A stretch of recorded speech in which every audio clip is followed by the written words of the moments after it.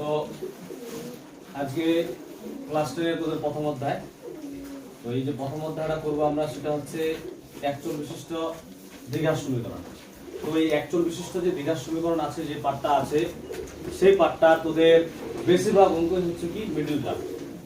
তো আমরা ক্লাস 9 এ 8 এ middle term করছি, অনেকেই করছিস কিন্তু ভালো করে করিস নাই, অনেকে ভুলে গেছিস।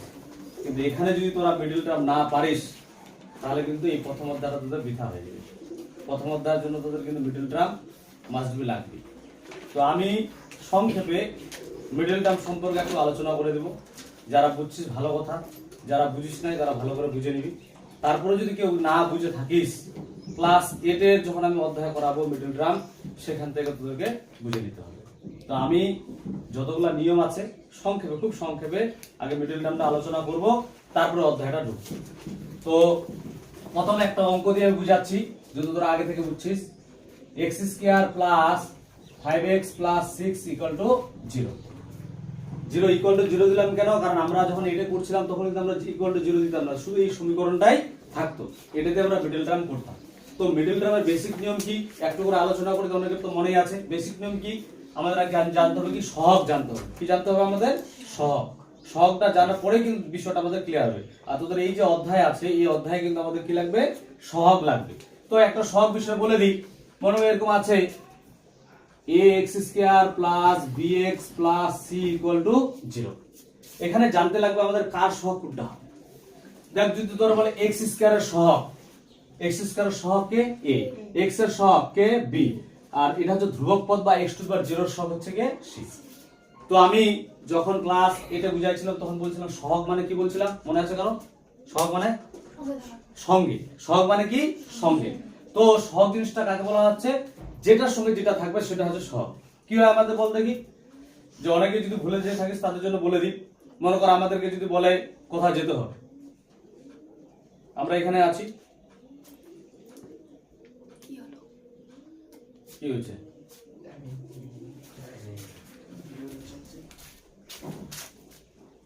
ঠিক আছে।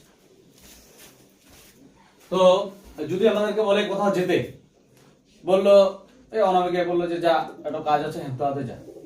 তো অনামিকা একা যেতে চাইবে, এমন অনামিকা হোক বা যে কেউ হোক, একাই কি কেউ যেতে চাইবে? কেউ একটু নার্ভাস ফিল হবে।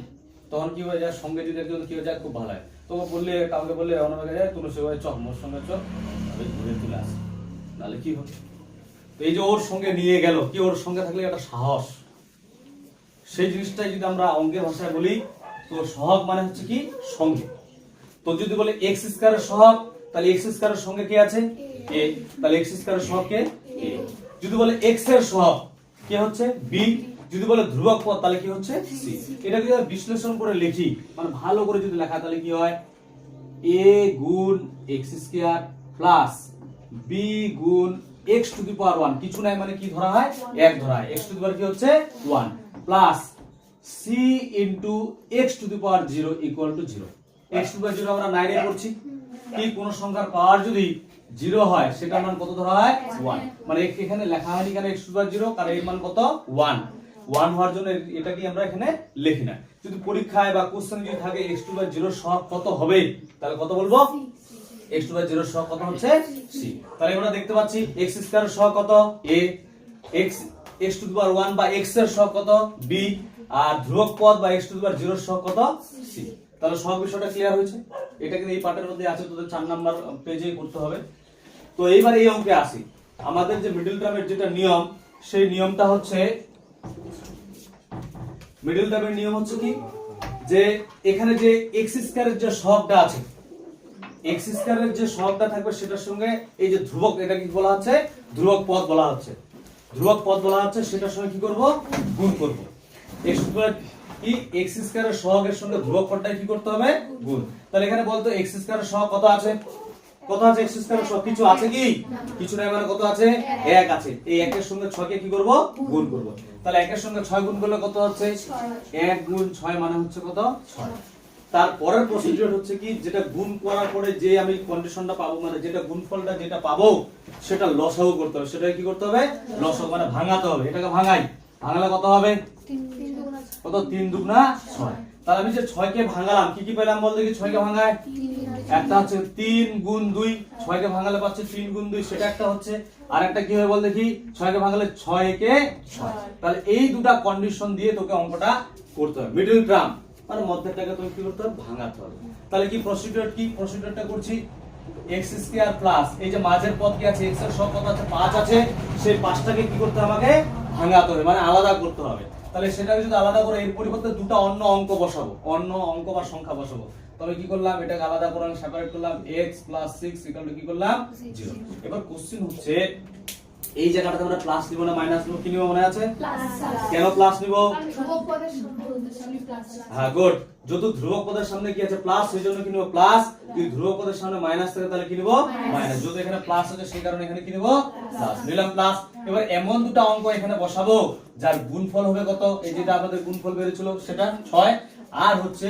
যোগফল কত হবে 5 তাহলে আমরা কি করছি এই যে 6 টাকা ভাঙা দুটো কন্ডিশন পেয়েছি হয় এটা হবে না এটা হবে তাহলে এই দুটোর মধ্যে কোনটাকে নিব আমরা 3 দুগুণা 6 আর 3 আর 2 যোগ করলে কত 5 কেউ যদি এটা নিস তাহলে কি হবে 6 কে 6 হয় আর 6 এর কে যোগ করলে কত হয় 7 হয় 7 কি আমাদের এখানে আছে তাহলে এটা কিন্তু হবে না কোনটা হবে এটা হবে কত হবে 3 যোগ 2 তারপর পরের কন্ডিশনে চলে আসি তাহলে x স্কয়ার প্লাস এই প্লাস দিয়ে গুণ করতে ওইটাই হবে 3 এর সঙ্গে x গুণ করলে কত হচ্ছে 3x প্লাস প্লাসে কি হয় প্লাস হয় 2 এর সঙ্গে x গুণ করলে কত হচ্ছে 2x প্লাস কত হচ্ছে 6 ইকুয়াল টু হচ্ছে 0 তারপরে এখান থেকে দেখ এখান থেকে কত কমন যায় বল দেখি কমন মানে যেটা দুজনের মধ্যে আছে কমন মানে কি যেটা দুজনের মধ্যে আছে কি আছে দুজনের মধ্যে x আছে দুজনের মধ্যে x নিলাম তাহলে x যদি আমি কমন নিই তাহলে এখানে কি পড়ে থাকবে দেখ x স্কয়ার মানে হচ্ছে দুটো x আমি একটা x নিলাম কটা x পড়ে থাকবে একটা x তাহলে প্লাস আছে প্লাস নিলাম আমি এখান থেকে x নিয়ে নিচ্ছি তাহলে কি পড়ে থাকছে 3 পড়ে থাকছে থাকলো এবার এই কন্ডিশনে চলে আসে এখানে কি আছে প্লাস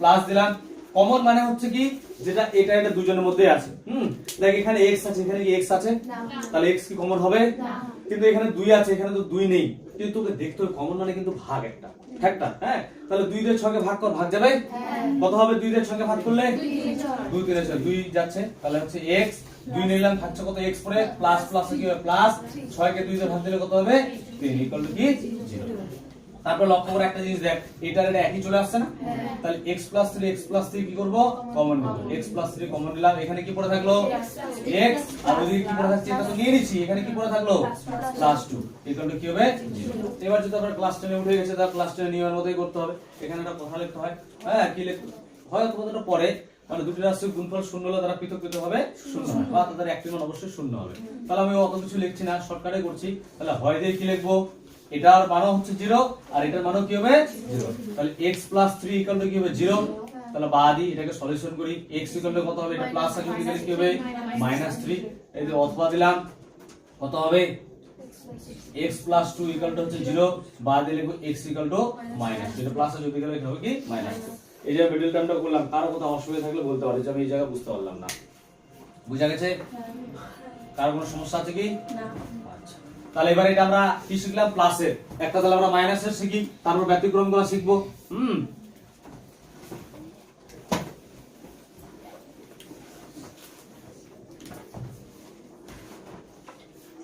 এটাই দিচ্ছি এখানে মাইনাস করছি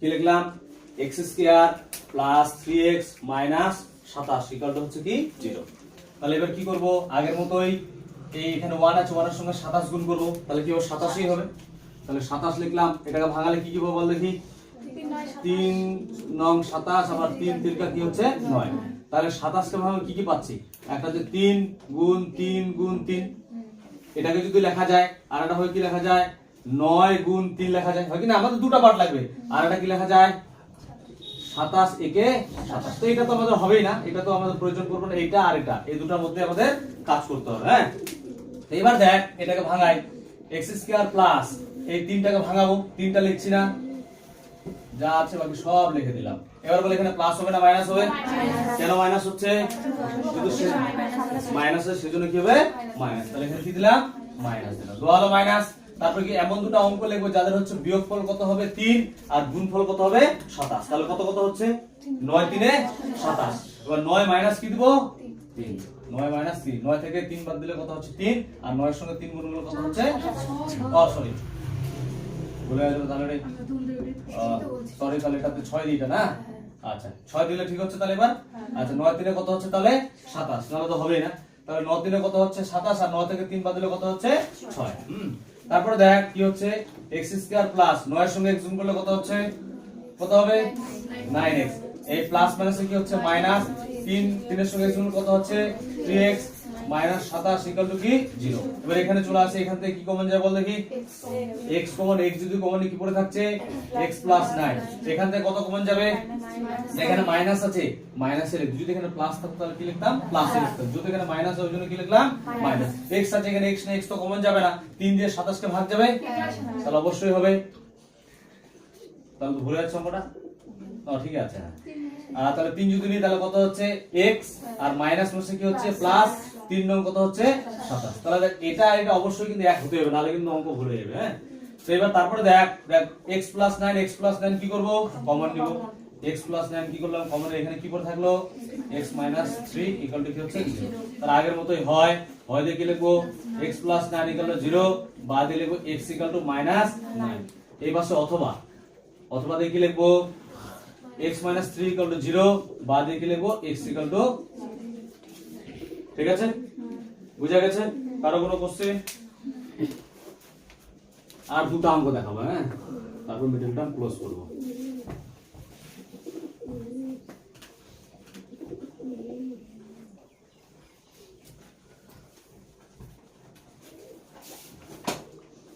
আচ্ছা আমি লিখছি x square minus x minus 6 equal to 0, সব মাইনাস না, লিখলাম x square minus x minus 6 equal to 0। তাহলে দেখ এখানে x স্কয়ারের সহগ কত বল, x এর সহগ কত 1 আর ধ্রুবক পদ হচ্ছে কত 6। তো x স্কয়ারের সহগের সঙ্গে কি গুণ করব 6 কে কি হয় 6, একটু আগে করলাম ভাঙালে কি হচ্ছে 6 কে ভাঙালে একটা হচ্ছে 6 গুণ 1 আর এটা হচ্ছে কত 3 গুণ 2 হবে। তাহলে এটা ভাঙাই কত হচ্ছে x স্কয়ার মাইনাস, এখানে কিছু না 1 টাকে কিন্তু ভাঙাতে হবে, হ্যাঁ একটু x মাইনাস 6 ইকুয়াল টু কি হচ্ছে 0। এবার বল এখানে মাইনাস হবে না প্লাস হবে, কেন মাইনাস, রোধের সামনে মাইনাস ওই জন্য কি হবে মাইনাস দিলাম। এখানে মাইনাস কত নিব বল দেখি তোরাই বল, হ্যাঁ 3 মাইনাস 3 মাইনাস কি নিব 2, 3 থেকে 2 বাদ দিলে কত হয় 1 হয়, আর 3 দুগুণে কত হয় 6 হয়। তারপরে চলে আসি পরের কাজ, যদি জানিস x স্কয়ার মাইনাস, এই অঙ্কটাতে একটু ভুল হয় কি এই মাইনাসটার জন্য কিন্তু অনেকের প্রবলেম হয়। হ্যাঁ তো ভালো করে বুঝবি, এই মাইনাসের সঙ্গে আগে এটার সঙ্গে গুণ করতে হবে, তারপরে x এর সঙ্গে, দেখ মাইনাস তো মাইনাস বসলে মাইনাস প্লাসে কি হচ্ছে মাইনাস, 3 এর সঙ্গে x গুণ করলে কত হচ্ছে 3x, এই মাইনাস মাইনাসে কি হবে প্লাস, 2 এর সঙ্গে x গুণ করলে কত হচ্ছে 2x মাইনাস 6 ইকুয়াল টু কি হচ্ছে 0। পরলে বাদ দিলাম কত কমন যায় বল তোরাই বল, x কমন, x কমন হলে কি থাকবে x মাইনাস 3। তারপর এখান থেকে কত কমন যাবে প্লাস 2 কমন, কত পড়ে থাকবে x মাইনাস 2 দিয়ে 6 কে ভাগ দিলে কত হচ্ছে 3 ইকুয়াল টু কি হবে 0। তারপরে কি দেখ x মাইনাস 3 একই আছে, তাহলে x মাইনাস 3 টাকে কমন নিলাম, এখানে কি পড়ে থাকছে x প্লাস 2 ইকুয়াল টু কি হচ্ছে 0। তারপর লিখবো হয় দিয়ে কি হবে x মাইনাস 3 ইকুয়াল টু 0, বা দিয়ে লিখবো x ইকুয়াল টু কত 3, এই পাশে 3 হবে না, মাইনাস এর দিকে প্লাস হবে, এই পাশে অথবা দিয়ে কি লিখবো x প্লাস 2 ইকুয়াল টু 0, বা দিয়ে লিখবো x ইকুয়াল টু কত হবে মাইনাস 2। বুঝা গেছে? মাইনাসটা শিখলাম, এবার আমরা ব্যতিক্রম নিয়মটা শিখব, তাহলে আমাদের হয়ে যাবে মিডল টার্ম কমপ্লিট। কেউ বুঝতে না পারলে বলিস, হ্যাঁ যে এই জায়গাটাতে আমার অসুবিধা হচ্ছে বলে দেবো, কোনো ব্যাপার না।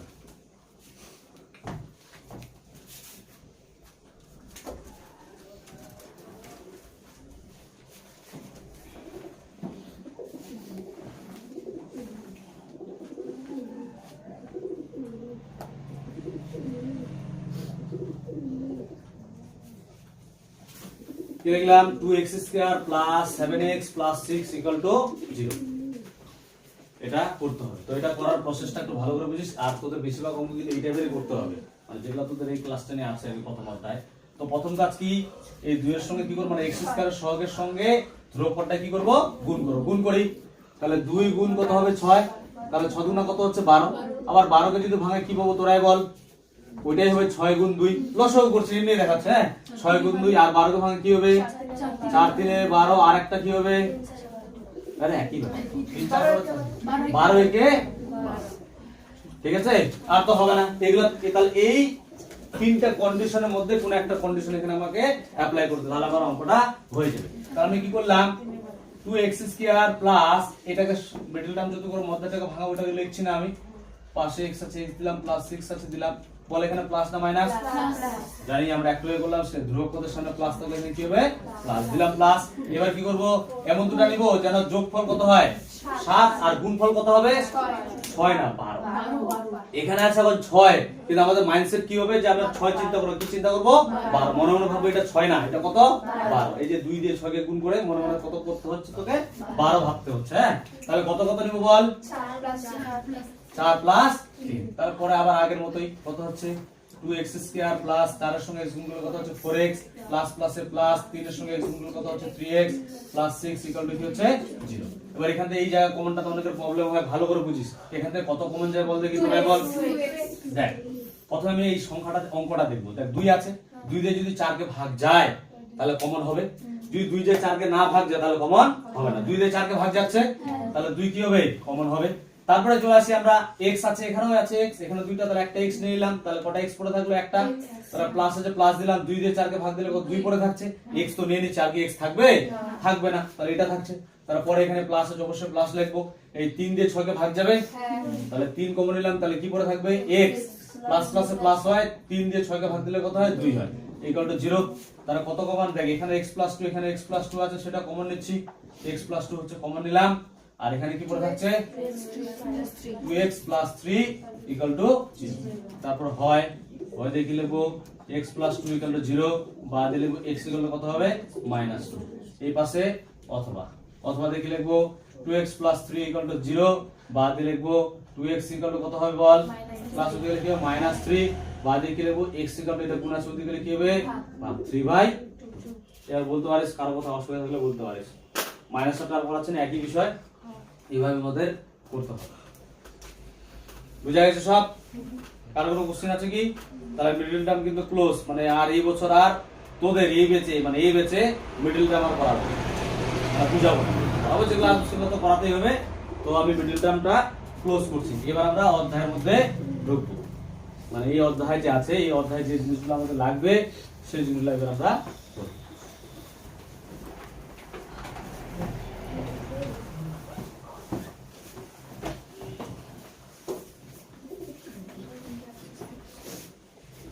তো শুনিস ভালো করে, আমাদের যে অধ্যায়টার নাম সেটা হচ্ছে কি নাম বল? একচল বিশিষ্ট দ্বিঘাত সমীকরণ। কি অধ্যায়টার নাম হচ্ছে কি একচল বিশিষ্ট দ্বিঘাত সমীকরণ, ভালো করে বুঝিস কিন্তু অধ্যায়টার নাম হচ্ছে কি একচল বিশিষ্ট দ্বিঘাত সমীকরণ। প্রথমে আমরা জানবো একচল কাকে বলে, ভালো করে বুঝিস রে, ভালো করে পেজগুলো পরে উঠে যাবে বুঝিস। তো একচল কাকে বলছে? একচল মানে কোন একটা সমীকরণ যদি থাকে সেটা যদি একটা চলরাশি থাকে সেটা বলা হচ্ছে কি একচল। কি বললাম? কোন একটা সমীকরণের যদি একটা চলরাশি থাকে সেটা বলা হচ্ছে একচল বিশিষ্ট সমীকরণ। তো একচল জিনিসটা কি? যেরকম আমি প্রথম অঙ্ক আজকে তোদের লিখলাম কি x square plus 5x plus 6 equal to 0 লিখলাম না?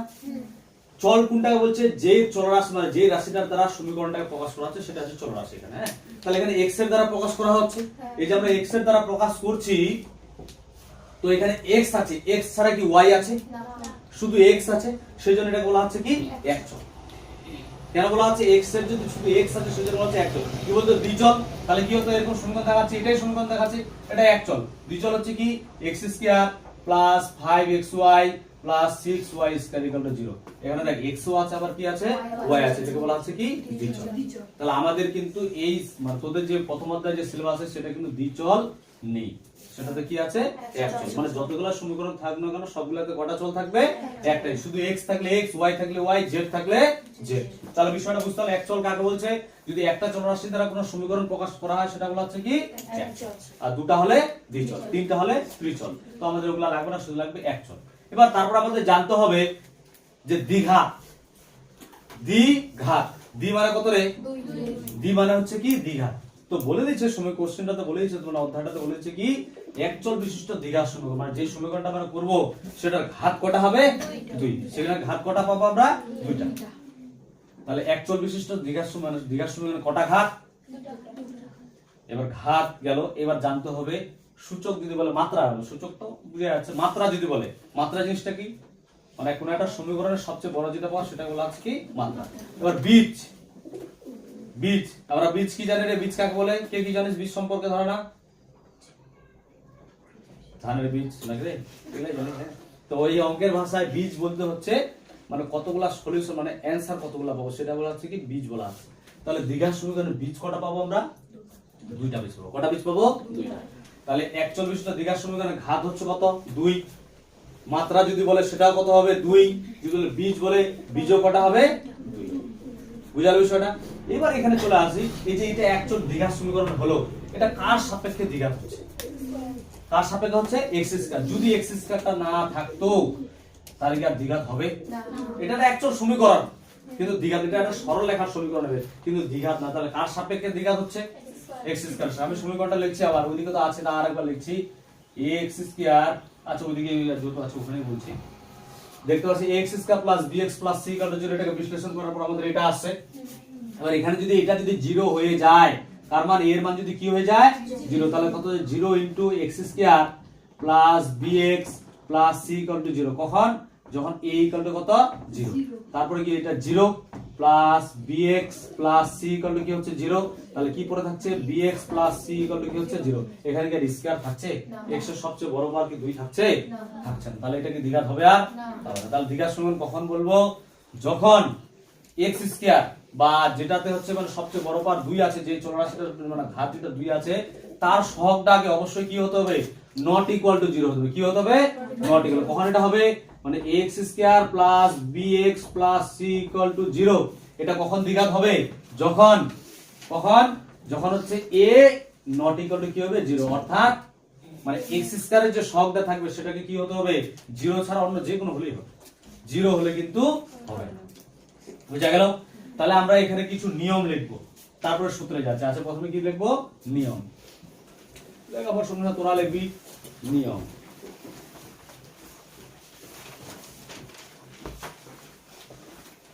নিয়ম দিয়ে 1 নাম্বার দিচ্ছি।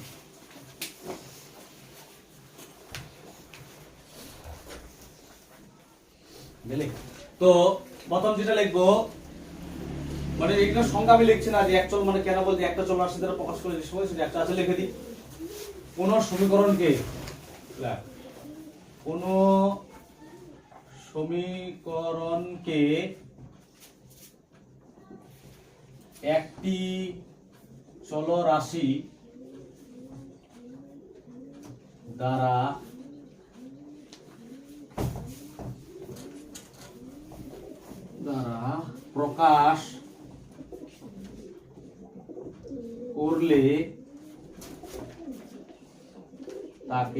তাকে একচল বিশিষ্ট সমীকরণ বলে। কি লিখলাম, কোন সমীকরণকে একটি চলরাশি দ্বারা প্রকাশ করলে তাকে একচল বিশিষ্ট সমীকরণ বলে। এবার যদি সবচেয়ে বড় পার 2 হয় তাহলে সেটাকে দ্বিঘাত বলবে, যদি 3টা থাকে তাহলে বলবে কি ত্রিঘাত বলবে। তাহলে একচল, একচল কাকে বলছে, সেখানে কি থাকবে, একটাই চল থাকবে। একটা উদাহরণ হিসেবে পাশে যেমন দিয়ে দেখাই দিই, যেমন দিয়ে কি লিখবো, x square plus bx plus c equal to কি হচ্ছে 0, এটা একটা উদাহরণ। তারপর লিখবো 2 নাম্বার, কোন সমীকরণের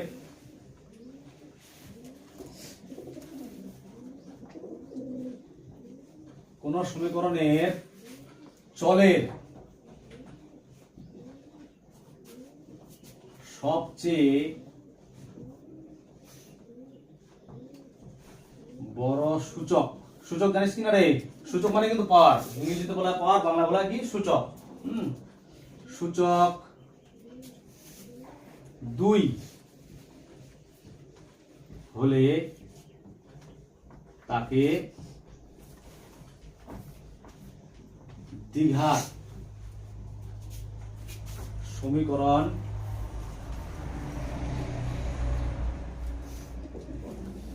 দ্বিঘাত সমীকরণ কাকে বলছে? কোন সমীকরণের চলের সবচেয়ে বড় সূচক 2 হলে তাকে কি বলা হচ্ছে? দ্বিঘাত সমীকরণ বলে।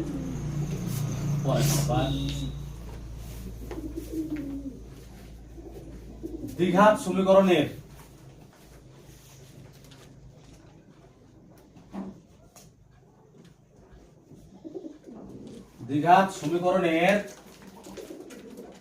বীজ অবলিক দিচ্ছি ঘাত সব সময়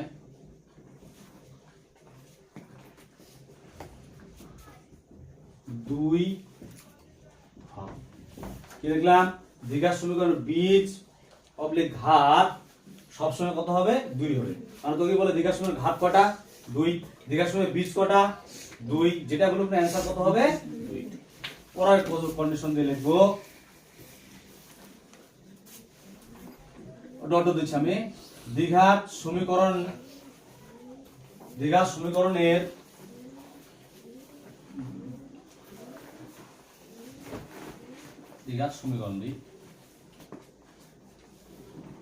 সমীকরণ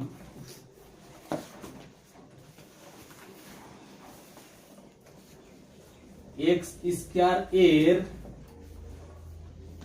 সহগ, দ্বিঘাত সমীকরণের হবে x স্কয়ারের সহগ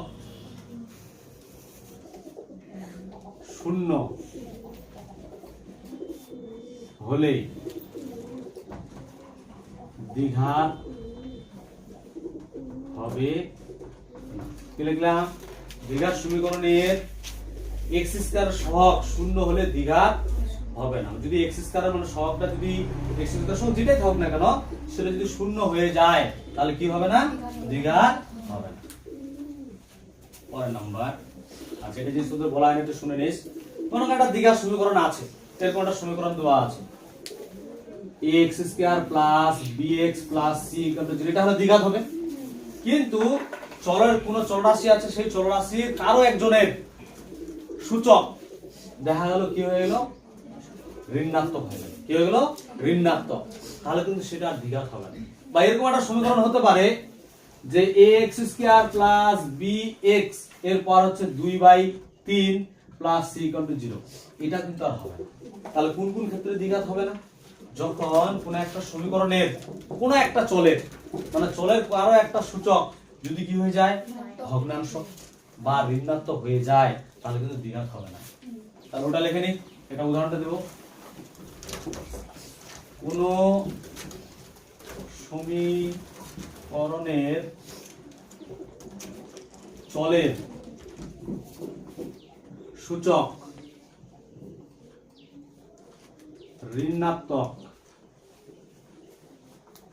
বা ভগ্নাংশ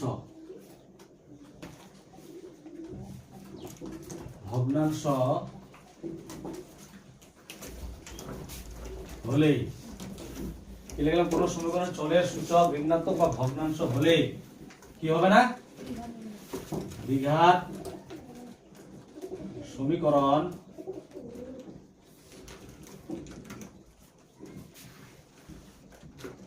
হবে না। এটা মাথায় রাখতে। দেখা গেল সমীকরণটা কি আছে? যে আছে স্কয়ার দেওয়া আছে আর এদিকে ভগ্নাংশ দেওয়া আছে, তুই বলে দেখা এটা দ্বিঘাত হবে। দ্বিঘাত কিন্তু হবে। তোকে দেখতে স্কয়ার থাকলে শুধু হবে না, কি ওই চলের যে বাকি যে সূচকগুলো আছে সেগুলোকে অবশ্যই কি হতে হবে? ঋণাত্মক হওয়া চলবে না, আর কি ভগ্নাংশ হওয়া চলবে না। পরে 6 নাম্বার,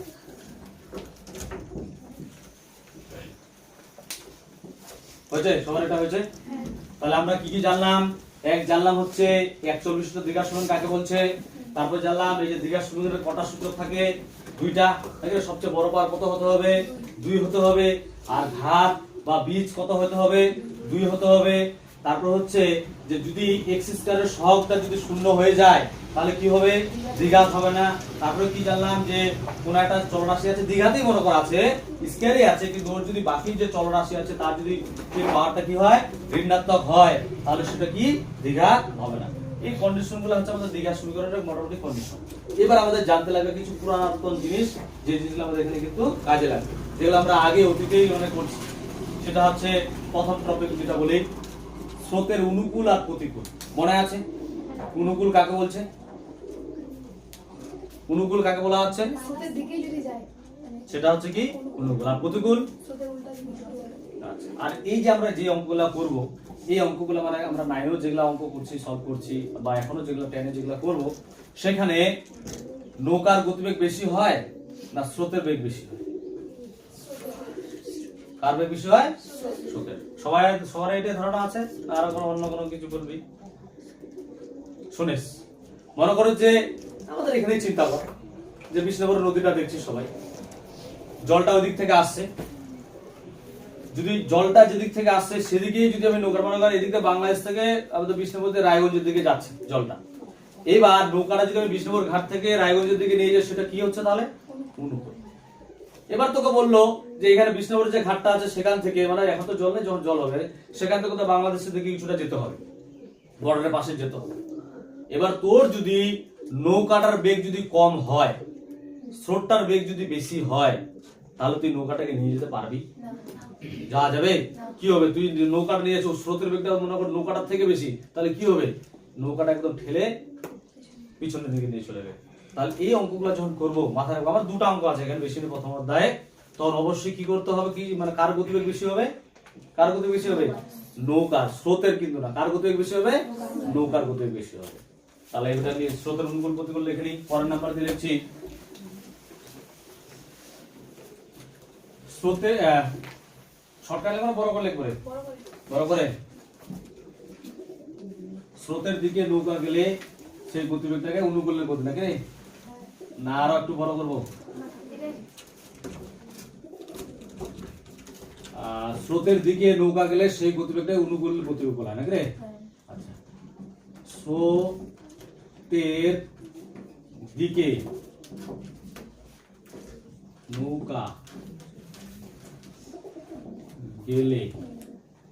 সেই গতিবেগকে অনুকূল গতিবেগ বলা হয়। কি দেখলাম? স্রোতের দিকে নৌকা গেলে সেই গতিবেগকে কি বলা হয়? অনুকূল গতিবেগ বলা হয়। তাহলে পরেরটা উল্টা দিয়ে বলি, পরের নাম্বার দিয়ে কি? স্রোতের বিপরীত দিকে, নাকি রে? স্রোতের বিপরীত দিকে নৌকা গেলে সেই গতিবেগকে কি বলা হয়? প্রতিকূল। প্রতিকূল গতিবেগ বলা হয়। আর কি বললাম? নৌকার গতিবেগ সবসময় কি হয়? বেশি হয়। কি মানে এই অঙ্কের ক্ষেত্রে, কিন্তু অন্য কোনো বিষয়ের ক্ষেত্রে নাও হতে পারে। এই ক্ষেত্রে এই অঙ্কগুলো করার ক্ষেত্রে নৌকার গতিবেগ সব সময় বেশি হয়।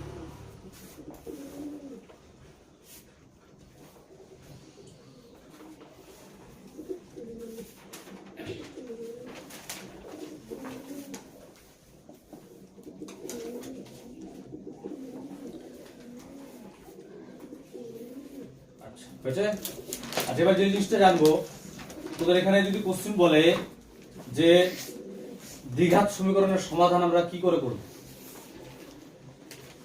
কি বলবি? দ্বিঘাত সমীকরণের সমাধান আমরা কি করে করব? মিডল টার্ম তো ইংরেজিতে, বাংলায় কি বলে? সেটা হচ্ছে বলা হচ্ছে উৎপাদক বিশ্লেষণ। কি বলা আছে? উৎপাদক। মনে নেই? কি দ্বিঘাত সমীকরণের সমাধান আমরা কি করে করব? উৎপাদক বিশ্লেষণের মাধ্যমে। কোশ্চেন তো দিতে পারে, হয় কি না?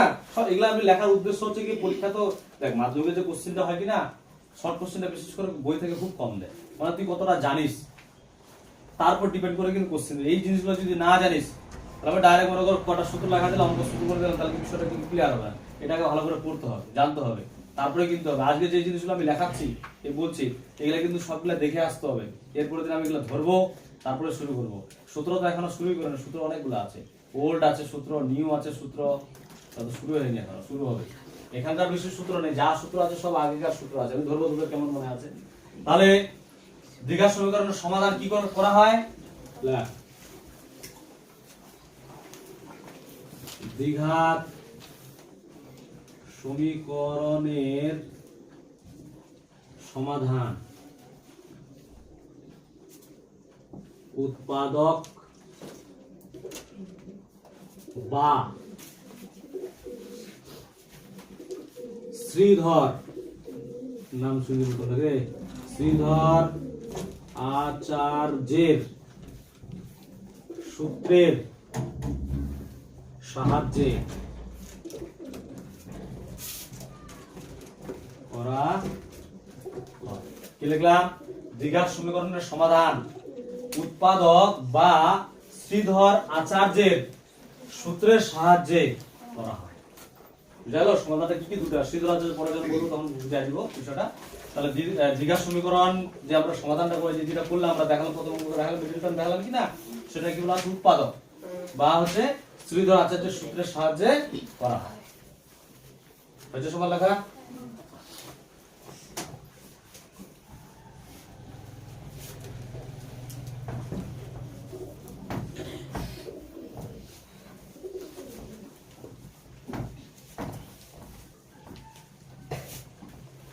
আর একটা জিনিস তো বললাম না।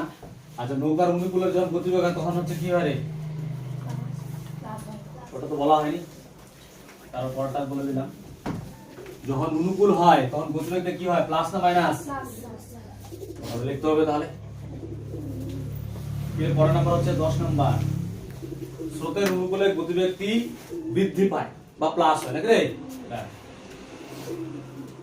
স্রোতের অনুকূলে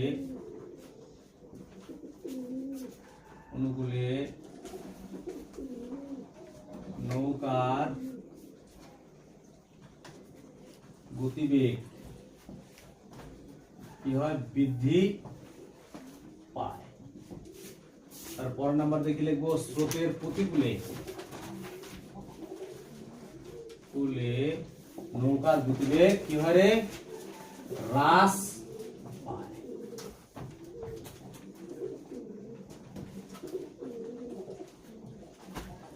লিখলাম স্রোতের অনুকূলে নৌকার গতিবেগ কি হয়? বৃদ্ধি পায়।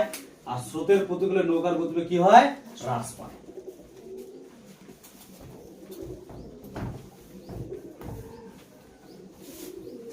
আচ্ছা, মোটামুটি এই কটাই নিয়ম।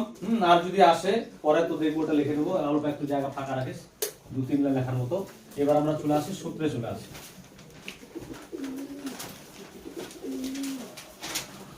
এবার হেডলাইন করবো হচ্ছে সূত্র। সূত্র এখানে পাশে লিখবি ওল্ড, মানে পুরাতন জিনিস। এবার আমরা লিখবো হচ্ছে সূত্র। সূত্র হচ্ছে ওল্ড। প্রথমে আমরা আয়তক্ষেত্র থেকে শুরু করব। সব জিনিস তোরা জানিসই, একটু শুধু আমি রিভিশন করে দিচ্ছি। আর এগুলা ডিটেইলস ক্লাস যখন আমি ছোট ক্লাসে করব তখন ওখানে পেয়ে যাবে। প্রথমে লিখবো আয়তক্ষেত্রের ক্ষেত্রফল।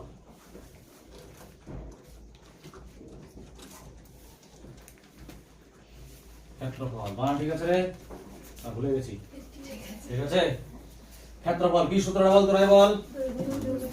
কি? দৈর্ঘ্য ইনটু প্রস্থ, পাশে বর্গ একক।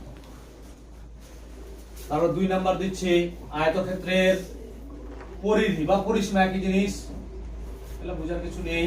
পরিধি, পরিধির সূত্র কি রে? 2 ইনটু দৈর্ঘ্য প্লাস প্রস্থ, পাশে হচ্ছে একক। পরে 3 নাম্বার, আয়তক্ষেত্রের কর্ণ। আয়তক্ষেত্রের কি কর্ণ, কর্ণের সূত্র হচ্ছে কি রুট কি দৈর্ঘ্য স্কয়ার প্লাস প্রস্থ স্কয়ার, পাশে একক। তারপরে 4 নাম্বার, আয়তক্ষেত্রের প্রস্থ। মনে আছে আয়তক্ষেত্রের প্রস্থ এখানে কি হয়, ক্ষেত্রফল বাই দৈর্ঘ্য, পাশে একক। তারপর 5 নাম্বার, আয়তক্ষেত্রের দৈর্ঘ্য এখানে কি হবে, ক্ষেত্রফল বাই প্রস্থ, পাশে একক। এটা গেল আয়তক্ষেত্র। হ্যাঁ, বুঝাচ্ছি না এগুলো বিষয় তো তোমরা জানিসই সব, সেজন্য আমি শর্টকাটে করছি। পরে হচ্ছে বর্গক্ষেত্র, এই জিনিসগুলো সব আর লাগবে আমাদের এখানে, বুঝলি তো, সেজন্যই করছি। আমি লেখা দিচ্ছি পরে যেন আমাকে আর বলতে না হয়। এবার বর্গক্ষেত্র, এগুলো ভালো হতো একের নাম্বার দিয়ে, একের 1, একের 2, একের 3, একের 4, একের 5। দাঁড়াই, এবার 2 এর 1 কি লিখবো, বর্গক্ষেত্রের ক্ষেত্রফল। বর্গক্ষেত্রের ক্ষেত্রফল সূত্র কি রে, বাহু গুণ বাহু বা বাহু স্কয়ার। কোনটা লিখবো, বাহু স্কয়ার, পাশে বর্গ একক। তারপর 2 নাম্বার হচ্ছে বর্গক্ষেত্রের পরিসীমা, পরিধি। হ্যাঁ, শর্টকাটে একই জিনিস, পরিধি। কি সূত্র, 4 গুণ বাহু, পাশে একক। তারপরে 3 নাম্বার লিখবো বর্গক্ষেত্রের কর্ণ। বর্গক্ষেত্রের কি কর্ণ, কর্ণের সূত্র কি মনে আছে, √2 গুণ বাহু, পাশে কি লিখবো, এই জিনিস সব জানি। যখন আমরা 9 এর 8 এর ক্লাস করব তখন এই জিনিসগুলো ডিটেইলস হবে, যেগুলো এই অধ্যায়ে আমাদের নতুন পাবো সেগুলো একদম ডিটেইলসে করব। হ্যাঁ, এবার হচ্ছে 3 নাম্বার সূত্র দিচ্ছি। 3 নাম্বার সূত্র আমরা আগে পড়ছি, সেটা হচ্ছে ক্রমিক সংখ্যা সম্পর্কে। ক্রমিক সংখ্যা বিষয়কে কি জানিস, ক্রমিক সংখ্যা, ক্রমিক সংখ্যা কাকে বলা হচ্ছে, হ্যাঁ, এগুলা ক্রমিক বলা হচ্ছে। আর আমি বলছি বলি 1, 1 এর পরে 7, 7 এর পরে 10, এগুলা হবে না। ক্রমিক সংখ্যা জিনিসটাকে, ক্রমিক মানে হচ্ছে পর পর, এলোমেলো নিলে হবে না। 1 এর পরে 2, 2 এর পরে 2, 3, 3 এর পরে 4, 4 এর পরে 5, এটা বলা হচ্ছে কি ক্রমিক সংখ্যা। এগুলো শুনিস নি আগে, এটা তো ছোট ক্লাসে জিনিস ছিল। তাহলে ক্রমিক সংখ্যা মানে হচ্ছে কি পর পর। তো আমি যদি 2 নিই, 2 এর পরে কত হবে, 3 এর পরে কত হবে, 4 এর পরে কত হবে, 5। আচ্ছা দেখতে, এই যে ক্রমিক সংখ্যা লিখলাম, 2 এর পরে 3 কত বাড়লো, বুঝিস ভালো করে, কত বাড়লো, 1। 3 এর পরে 4 কত বাড়লো, তাহলে প্রত্যেকটা কত করে বাড়ছে, 1। কিন্তু আমি যদি ক্রমিক সংখ্যাটা x দিয়ে লিখি, তাহলে আমি লিখলাম একটা মনে করে x, তাহলে অপরটা কত হবে, 2x। আচ্ছা এই বললো 2x হবে, আমি 2x লিখি, আর বলতেই পারে 2x হলো, তাহলে x এর একটা মান ধরে 2 ধরলাম, 2 ধরলাম, এখানে 2 বসাবো, 2 গুণ 2, তাহলে কত হলো 4। 2 এর পরে কি 4 হয়, আমি তো বলে দিলাম বাড়লো, বাড়লো, বাড়লো মানে হচ্ছে প্লাস, কমলো হবে মাইনাস। কত বাড়লো, 1 বাড়লো, কত বাড়লো 1, তার মানে তোকে 1 বাড়াতে হবে, 1 প্লাস করতে হবে। তাহলে একটা যদি x হয়, অপরটা কত হবে, x প্লাস 1। তারপর যদি আরেকটা বলে কত হবে, x প্লাস 2। কি বোঝা গেছে? তাহলে তুই মান বসাই 2, এখানে 2 এর সঙ্গে 1 যোগ করলে কত হচ্ছে 3, আবার 2 এর সঙ্গে 2 যোগ করলে কত হচ্ছে 4। তাহলে এটা হবে কত 2, এটা হবে কত 3, এটা কত হবে 4। এক এক করে পারছি এইভাবে হবে। এটা গুলো হচ্ছে ক্রমিক সংখ্যা। এবার যদি বলে ক্রমিক যুগ্ম সংখ্যা, ক্রমিক যদি বলে যুগ্ম সংখ্যা, যুগ্ম মানে সেটা মানে জানতে হবে, যুগ্ম মানে জোড়া আর অযুগ্ম মানে বেজোড়া। তাহলে যুগ্ম সংখ্যা কি হবে? এটা লিখলাম, মনে করি যে 2 লিখলাম, 2 এর পরে কি হবে? 2 এর পরে কত হচ্ছে? 4, 4 এর পরে কত করে বাড়ছে? কত করে বাড়ছে? 2 করে বাড়ছে। তাহলে একটা সংখ্যা যদি আমি x লিখি, অপরটা কত হবে? x প্লাস 2, তারপরটা কত হবে? হ্যাঁ, গুড, এটা ভালো বুঝতে পারছি। হবে এইভাবে। এটা হলো যুগ্ম। এবার কি বলে অযুগ্ম? অযুগ্ম মানে বিজোড়। 3 লিখলাম, 3 এর পরে 5 এর পরে কত করে বাড়ছে? কত করে বাড়ছে? 2 করে। তাহলে আমি যদি একটা x লিখি, অপরটা কত হবে? তারপরটা কত হবে? দেখ, এটা অযুগ্ম, এটা যুগ্ম, একই জিনিস না?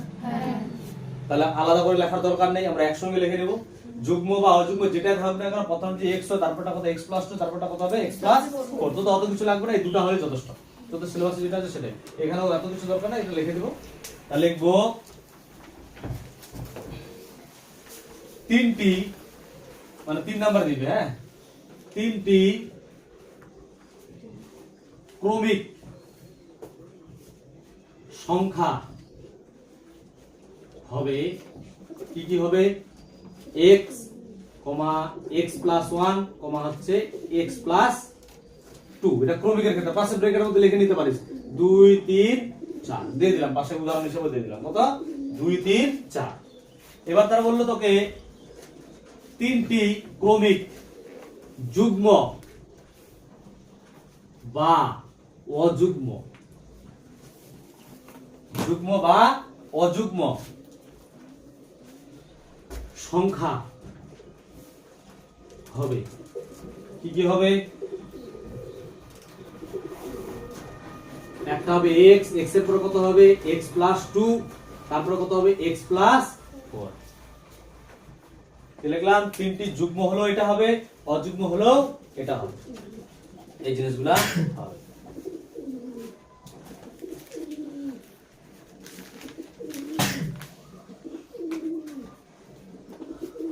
বুঝছেন?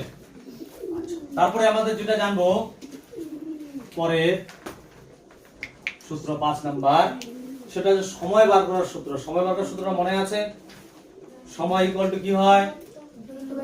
দূরত্ব বাই গতিবেগ। কি লিখবো? সময় ইকুয়াল টু দূরত্ব বাই কি হবে? গতিবেগ। দূরত্ব বাই কি হবে? গতিবেগ।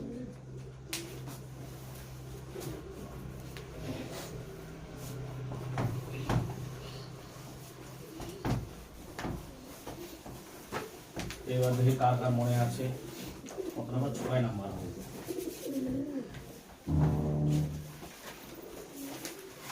6 নাম্বার সংখ্যার সূত্রটা মনে আছে? আচ্ছা, মনে আছে? কি সংখ্যা ইকুয়াল হচ্ছে দশক স্থানীয় অঙ্ক ইনটু 10 প্লাস একক স্থানীয় অঙ্ক। আমরা যখন ছোটবেলা পড়ি কিনা রে, কেমন করে? 1 10 1 11 1 10 2 12, মনে আছে কিনা রে?